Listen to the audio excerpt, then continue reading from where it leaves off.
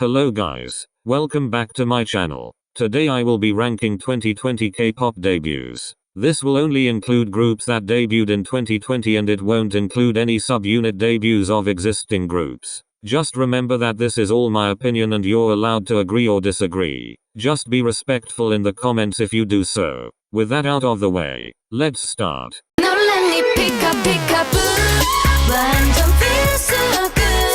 Honestly, I don't hate this group. I just think their debut was the worst this year. As far as the quality goes, their debut track was very bad. I even tried forcing myself to like it. However, I never did. There were many parts of the song that I felt were out of place. The chorus was boring and nothing really happened. It felt like I was waiting for nothing because there were so many different sounds to the song I couldn't even distinguish what they were going for. Nevertheless, these girls worked really hard to debut, so feel free to check them out yourself.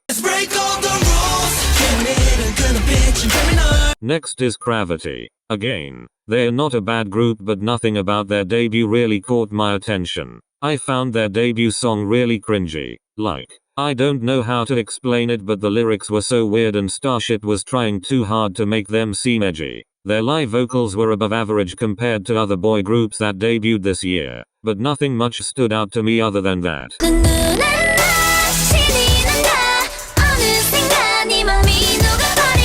Now we have Signature. At first I was obsessed with their debut song. However, I got tired of its repetitiveness quickly and the music video was a strain to my eyes. But their song isn't unbearable, it's just a tad annoying in my opinion. I really wanna talk about their comeback and how much of a step up it was, but this video is just on debuts, so I'll hold off for now. Anyways, they have good energy and stage presence, but nothing about them stands out to me and I'm not impressed with their debut at this moment.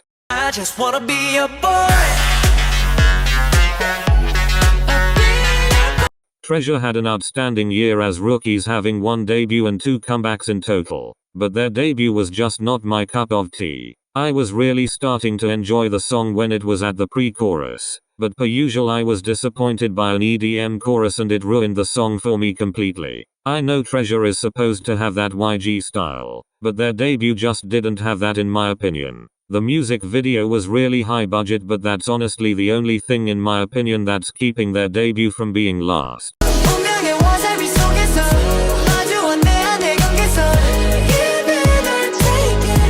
Next up is ENHYPEN. If you had asked me weeks ago where I would put this debut, I probably would have ranked it lower than Signature. However, I've listened to their debut song more recently and even watched their performances, and let me just say they are one of the best male rookies I've seen in a while. Their debut is No Crown by TXT, but this was an actually good debut for a boy group. The song is a little underwhelming in parts, but the boys' performance carried the entire time. They have a lot of stage presence for a rookie group and they definitely meet the public's expectations for them. The only reason why it's at 6 is because I just like the debuts ranked above this one. But overall a decent debut. Not bad at all. Natty has been through so much to finally reach her debut, and it was spectacular. She went through not 1, but 2 idol survival shows, was cut in both, continued trying to achieve her dream in Korea for 4 years, and then finally reaching her debut. I have so much respect for her for not losing hope and having to go through all that pain and struggle. But anyways, Natty's debut, 19, was one of my favorite songs of this year. It had an upbeat sound with a nice choreography and a meaning for Natty and Natty only. Looking at her live stages makes this debut 10 times better. This girl always has a smile on her face and she has so much energy when performing. I'm really glad she finally got to make her debut as a K-pop idol, because it would be sad if we never heard from her again.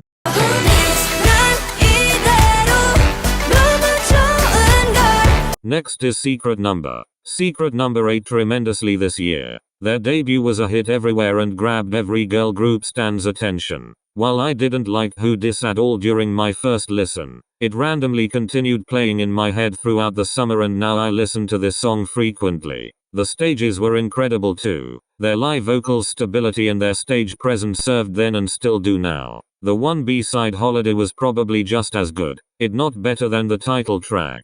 Secret Number came prepared when they debuted and we love to see monster rookies. The only reason it's so low is because I think the concept was a bit overused at the moment when they debuted and I also hated the styling.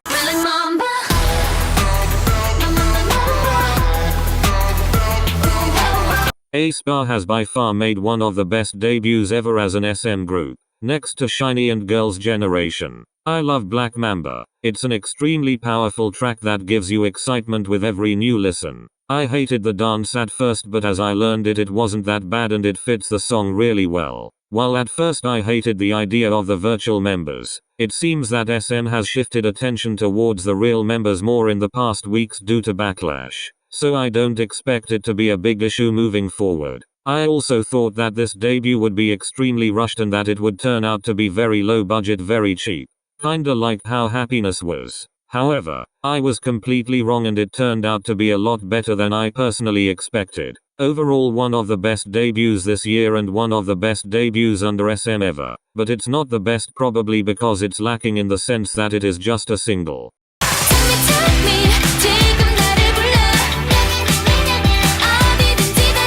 Where do I even begin with this one? I remember listening to Tag Me on the day Korapi Pum and Maria came out and I was honestly so shocked. I did not expect to see a girl group debut with a cute concept that day and it just set the bar so high for the remaining debuts of this year. For months, even until now, I was obsessed with Weekly and their mini album. All the tracks had substance, flavor, and were worth listening to. Tag Me was so much different than other debuts this year because of its concept and I just couldn't take my eyes off of them. I remember looking up every single video of them at the time of their debut trying to figure out who my bias was. The concept itself was purely refreshing and I honestly never got tired of it.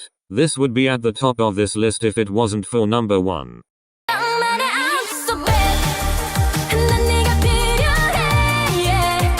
Did you guess right?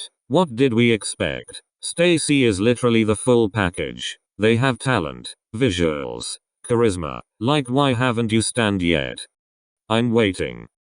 Anyways, I found So Bad very bland when I first listened to it. It seemed very dry and lacking. However, I couldn't take my eyes off two members, Yoon and Xion. I kept watching the music video anyways and continued watching their live stages and learned they were extremely talented. Eventually the song grew so much on me, hence why it's at number 1 on this list. Had it not been for me and my obsession with the members, I probably wouldn't even have included them in this video. These are such talented girls with amazing music and I really suggest you check them out now if you haven't already. The B-side like this ain't like why did it have to be so damn catchy for? But anyways, enough with my dry ass commentary. I wanna know what you guys think.